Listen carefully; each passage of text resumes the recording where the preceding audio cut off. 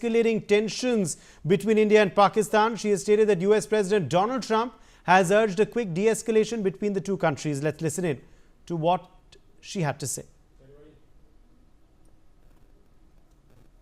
I absolutely can. This is something that the Secretary of State and, of course, now our National Security Advisor as well, Marco Rubio, has been very much involved in. The President has expressed he wants to see this de-escalate as quickly as possible. He understands these are two countries that have been at odds with one another for decades, long before President Trump was here in the Oval Office. However, he has good relationships with the leaders of both countries, and the Secretary of State, Marco Rubio, I spoke to him just yesterday. He has been in constant communication with the leaders of both countries trying to bring this conflict to an end. I absolutely can. This is something that the Secretary of State and, of course, now our National Security Advisor as well, Marco Rubio, has been very much involved in. The President has expressed he wants to see this de-escalate as quickly as possible. He understands these are two countries that have been at odds with one another for decades, long before President Trump was here in the Oval Office. However, he has good relationships with the leaders of both countries, and the Secretary of State, Marco Rubio, I spoke to him just yesterday. He has been in constant communication with the leaders of both countries trying to bring this conflict to an end. I absolutely can.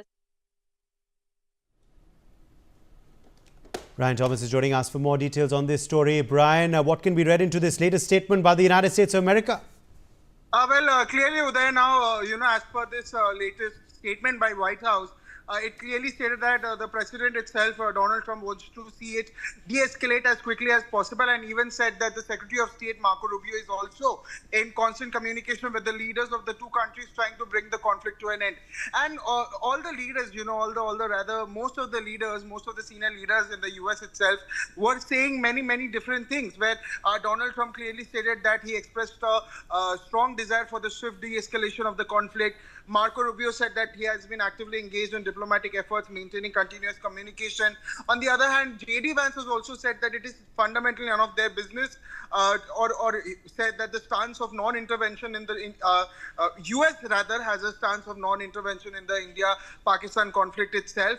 And now also it has been stated that the president itself, Donald Trump, has not clearly even directly spoken with the leaders of both India and Pakistan, and says that if and when that happens, they will certainly let the press, the press know about it, and which was also stated by White House itself. But clearly, President Donald Trump had said that they want to de-escalate the situation. But on the other hand, J.D. Vance also yesterday stated that it is fundamentally none of their business, and also gave a stance, rather the US's stance of non-intervention in the conflict itself for that. Major General Shashi Asthana, defense analyst, is joining us on this big story. Major General Asthana, the United States of America saying that Donald Trump wants de-escalation as soon as possible. Meanwhile, Marco Rubio in touch with the foreign ministers of both sides, is what Caroline Leavitt, the spokesperson of the US State Department, has said. Firstly, Donald Trump till now have never wanted a de-escalation in Gaza. I don't see any reason why he should be looking at de-escalation here. That's one part of it. As far as, obviously, they have some axe to grind. IMF loan being sanctioned for Pakistan. They know that the strategic space of Pakistan is important if they want to tackle Iran. They know that in case they want to deal with Al-Qaeda, there is a carrot hanging of Pakistan army helping them out. So therefore, I think they would choose not to get involved and start giving lectures. But as far as India is concerned, we are a strong country, and we have to realize one and behave like one. I don't think we need any endorsement, and we should not be looking for any endorsement. We should not be looking for as to who said what. The question is, there is a live situation with us. They have started this on 22nd of April by killing innocent tourists.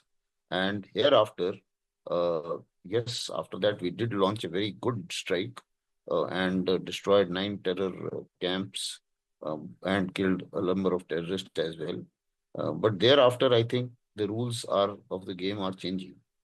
The fact is, there is firing going on. We have lost about 16, 17 civilians and a couple of servicemen as well. So this can't go unpunished. And therefore, I am sure that the government of India, the military and the agencies would be planning something and should be planning something if they are not.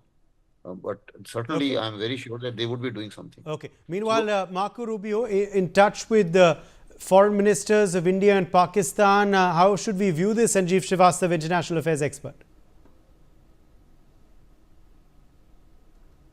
I think America